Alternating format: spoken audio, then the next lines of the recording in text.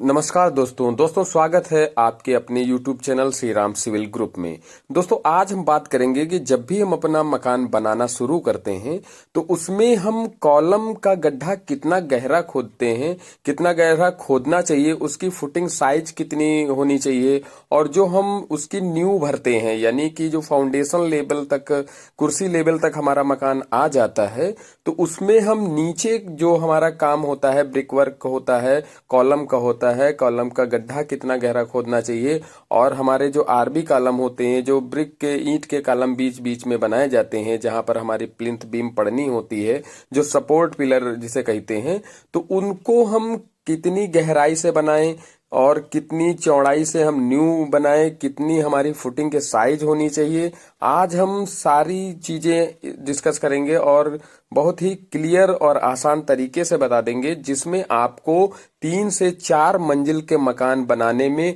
कोई भी दिक्कत का सामना नहीं करना पड़ेगा। जैसा कि आप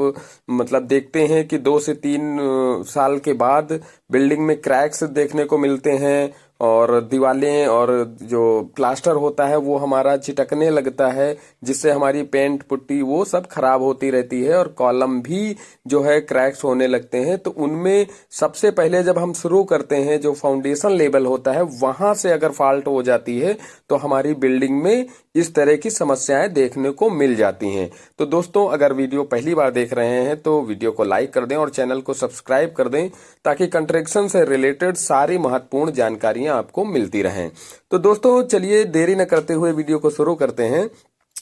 सबसे पहले हमें, अगर हम मकान बनाना शुरू कर रहे हैं, जितना भी हम कंस्ट्रक्शन का एरिया बना रहे हैं, मान लिया 1000 स्क्वायर फीट बना रहे हैं, 1200 बना रहे हैं या 1800 एरिया हम कंस्ट्रक्शन कर रहे हैं, उसमें बिल्डिंग बनाना चाहते हैं, मकान बनाना, तो उसके लिए सबसे पहले हमें एक अच्छे सफल इंजीनियर या आर्किटेक्ट से उसकी ड्राइंग बनवा लेनी चाहिए, क्योंकि ड्राइंग बहुत ही मस्ट होती है। अगर आप ठीक तरह से ड्राइंग बनवा लेते हैं तो उसमें एक तो सहूलियत हमें ये मिल जाती है कि हम जो भी रूम है, किचन है या ड्राइंग रूम है या पार्किंग एरिया है या फिर बाथरूम है या स्टेयर्स हुए, वो हमें कहाँ पर कितने बड़े साइज के चाहिए, कहाँ पर हमें बनवाना चाहिए, उसकी जगह उसके हिसाब से वहां पर है कंफर्टेबल कि नहीं है, या फिर इन सब चीजों का, जैसे कि आप देखते हैं कि लोग मकान बनाना शुरू कर देते हैं और बीच में वो फंस जाते हैं और बीच में वो तोड़ाई करा के दूसरा, फिर इधर से उधर,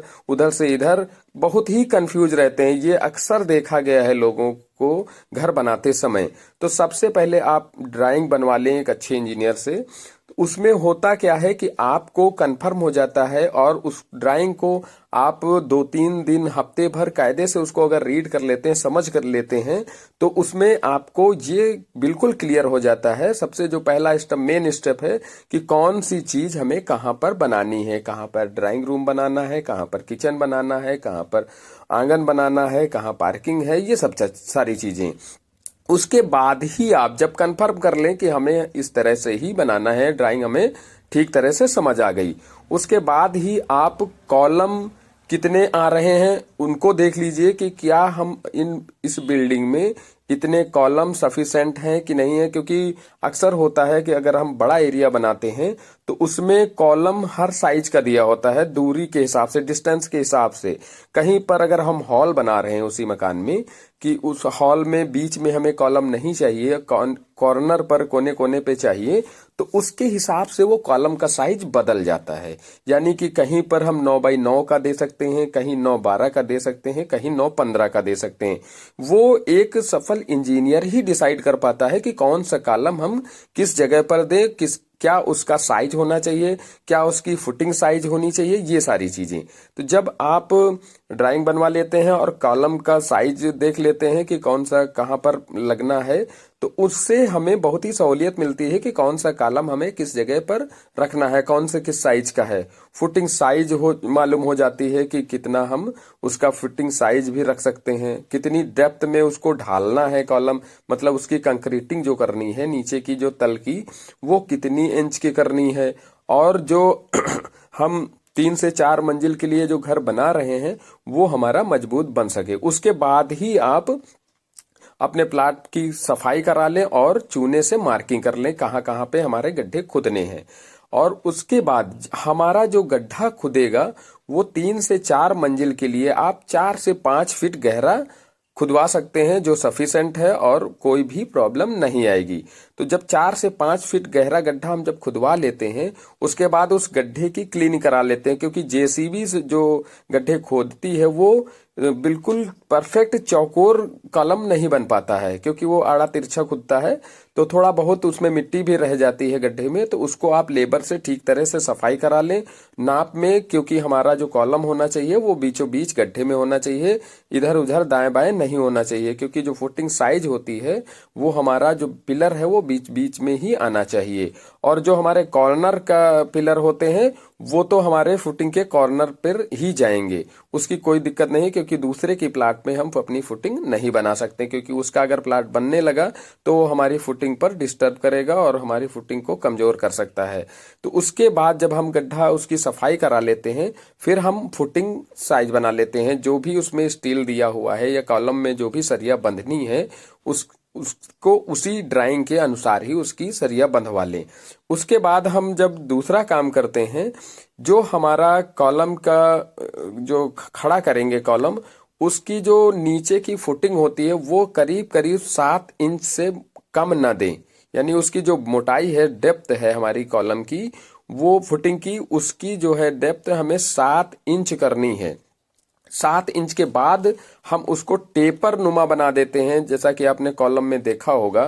कि उसको फुटिंग तो पैरेलल बराबर ढल जाती है जमीन में नीचे गड्ढे में, और उसका जो टेपर बना देते हैं उससे वो हमारा कॉलम बहुत ही मजबूत बन जाता है, जिससे हमें कभी भी उस कॉलम में क्रैक्स या कॉलम धंसने का चांस, इस तरह की कोई भी दिक्कत नहीं आती है। जब हमारा कॉलम भर के ऊपर आता है, यानी कि जब हम उसके ग्राउंड के प्लाट के बराबर आते हैं, फिर हम जो ब्रिक वर्क करते हैं, ब्रिक वर्क हमेशा हमें चारों तरफ, प्लाट के चारों तरफ 9 इंच का ही देना चाहिए, 9 इंच से कम ना दें, क्योंकि जब हम 9 इंच का ब्रिक वर्क चारों तरफ हम करेंगे तो हमारा जो मिट्टी की फिलिंग होगी, उसका जो मिट्टी का प्रेशर होगा, वो हमारा दीवार जो ब्रिक वर्क होगी वो कभी भी क्रैक नहीं मारेगी, कभी भी कोई दिक्कत आ ही नहीं सकती। और अगर कुछ लोग इसमें 4 इंच की भी जो है वॉल करा देते हैं फाउंडेशन लेवल प्लिंथ बीम के नीचे, वो गलत है, क्योंकि मिट्टी का प्रेशर होता है, वो हमारी 4 इंच की दीवार खिसक सकती है, बाहर भग सकती है। जब मिट्टी का प्रेशर पड़ता है, मिट्टी जब सेट होती है, तो 4 इंच तो कतई न लगावें। आप अगर फाउंडेशन में चारों तरफ नींव भरा रहे हैं तो केवल ही 9 इंची ही करावें उसमें। जब हम 9 इंची की चारों तरफ की बाउंड्री वाल प्लिंथ बीम के नीचे जो ब्रिक वर्क का काम होता है, वो 9 इंच जब पूरा हो जाए, उसके बाद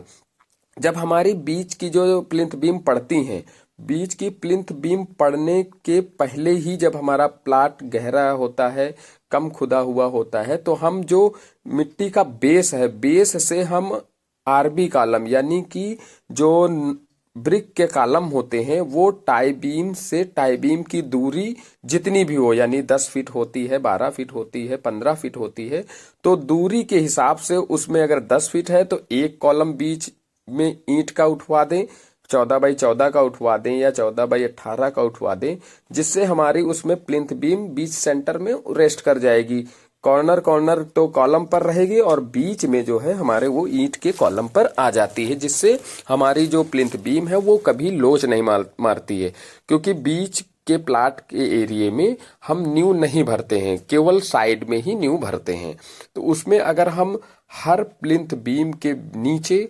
अगर हम ब्रिक का जो है पिलर बनवा देते हैं, जहां पर एक आए वहां पर एक बनवा दीजिए, जहां पर ज्यादा दूरी है 15-16 फीट है, 18 फीट है, तो वहां पर 2 कॉलम दे दीजिए सेंटर में, जिसमें हमारी प्लिंथ बीम उसमें रेस्ट कर जाती है। और जब भी हम मिट्टी फिलिंग कराते हैं प्लाट के अंदर, तो मिट्टी फिलिंग लेबर के द्वारा ही कराएं। कुछ लोग होते हैं वो जेसीबी से अंदर डलवा देते हैं, चारों तरफ मिट्टी डलवा के और जेसीबी से उसको भरवा के उसके अंदर डाल देते हैं। उसमें होता नुकसान ये है कि जब हमारे जो ब्रिक के पिलर बने रहते हैं, जेसीबी उसको मिट्टी को खिसकाती है तो हमारे जो ब्रिक के कॉलम है वो आड़े तिरछे हो जाते हैं, कहीं कहीं देखा गया है वो गिर भी जाते हैं। जिससे होता क्या है, जो हमारे कॉलम है वो दोबारा ठीक से उस तल के नीचे से नहीं बन पाते हैं, क्योंकि मिट्टी का भराव इतना हो जाता है। तो मिस्त्री या लेबर उसको नीचे तल से, जहां पर हमारी ठोस मिट्टी है, वहां से वो नहीं उठा पाते हैं, या फिर उठाना ही नहीं समझे ठीक, तो वो वहां पर हमारी जो प्लिंथ बीम है वो कहीं पोली जगह पर रह जाएगी। तो वो ठीक तरह से ठोस जगह पर वो रेस्ट नहीं करेगी, तो हमारी वो प्लिंथ बीम बैंड हो जाएगी। वहां से ही हमारा क्रैक पैदा हो जाता है। अगर वहां पर सपोर्ट ठीक से नीचे से नहीं लगा है तो वहां हमारे बिल्डिंग में क्रैक तो देखने को मिलेंगे ही मिलेंगी। आप ये जरूर कराएं, जेसीबी से मिट्टी बिल्कुल न भराएं, लेबर से ही भराएं, तो वो चारों तरफ ठीक तरह से आराम से उसमें पड़ जाएगी। उसके बाद आप जब प्लिंथ बीम डलवाते हैं तो प्लिंथ बीम डलने से पहले आप चारों तरफ एक ईंट का रद्दा लगवा दें। एक ईंट का रद्दा चारों तरफ, तो आप 9 इंच ब्रिक वॉल करते ही हैं। जो बीच का एरिया होता है, जैसे आपने कमरे काटे या फिर किचन बनाया या फिर ड्राइंग रूम बनाया, तो जो बीच का एरिया है उसमें एक रद्दा अगर आप लगवा देते हैं, उसके बीच उसके ऊपर आप सरिया बंधवा देते हैं प्लिंथ बीम का, तो उससे होगा क्या कि हमारी जो सरिया है और प्लिंथ बीम की जो मोटाई है वो 9 इंच तो क्लियर हो जाएगी। और जो हमारा जो उसमें कंक्रीट ढलाई होगी वो ईंट के ऊपर होगी, ना कि मिट्टी के ऊपर, क्योंकि ईंट के ऊपर होगी तो वो हमारी कवरिंग ठीक तरह से आ जाएगी। और जितना भी हम कंक्रीटिंग कराते हैं, चाहे वो कॉलम की हो, फुटिंग की हो या फिर प्लिंथ बीम की हो, उसमें हम कवर ब्लॉक जरूर लगाएं, चाहे वो कॉलम का गड्ढा कंक्रीटिंग हो रही हो। तो उससे होता क्या है कि हमारा जो सरिया है वो बीचों बीच में आ जाता है और कवर ब्लॉक उसमें ठीक तरह से काम कर देता है और सरिया को खुली नहीं छोड़ता है। यानी कि चारों तरफ कवर्ड हमारा मसाला होता है और बीच में सरिया होती है, जिससे कभी भी जंग का खतरा नहीं होता है और ठीक तरह से वो बहुत ही अच्छी सी मजबूती बना लेता है, पकड़ बना लेता है। यानी कि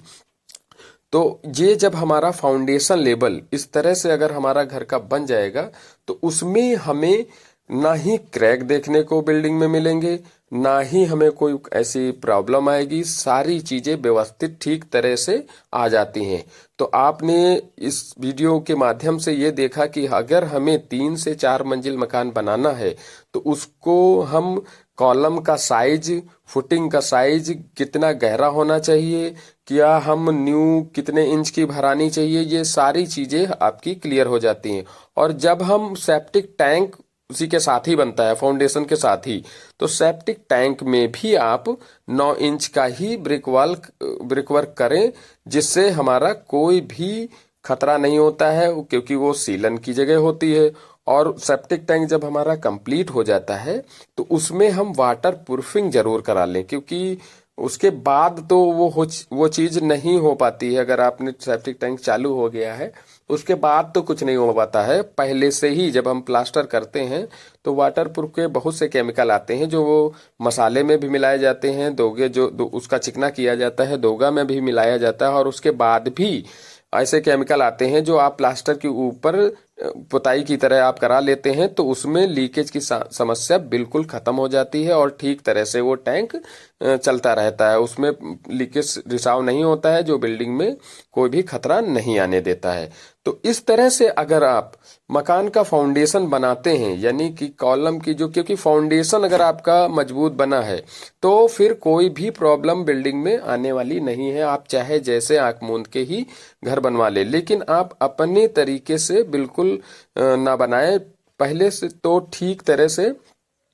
कंफर्म कर लें कि हमें कौन सी जगह कहाँ पर बनवानी है, उसको 2-4 दिन हफ्ते भर ठीक तरह से समझ लें। और इंजीनियर के बगैर मकान कभी ना बनाएं, क्योंकि होता क्या है कि आप अपने मन से या मिस्त्री या ठेकेदार के मन से तो सलाह से बनाने लगते हैं, लेकिन वो बाद में काफी समस्याएं ऐसी आने लगती हैं जो ठीक तरह से उसको ठीक नहीं किया जा सकता। अगर आप पहले से ही एक प्रॉपर प्लानिंग के अनुसार अपना मकान बनाते हैं तो कोई भी आपको प्रॉब्लम नहीं आएगी। तो दोस्तों वीडियो अच्छा लगे तो वीडियो को लाइक कर देना और चैनल को सब्सक्राइब जरूर कर देना। धन्यवाद।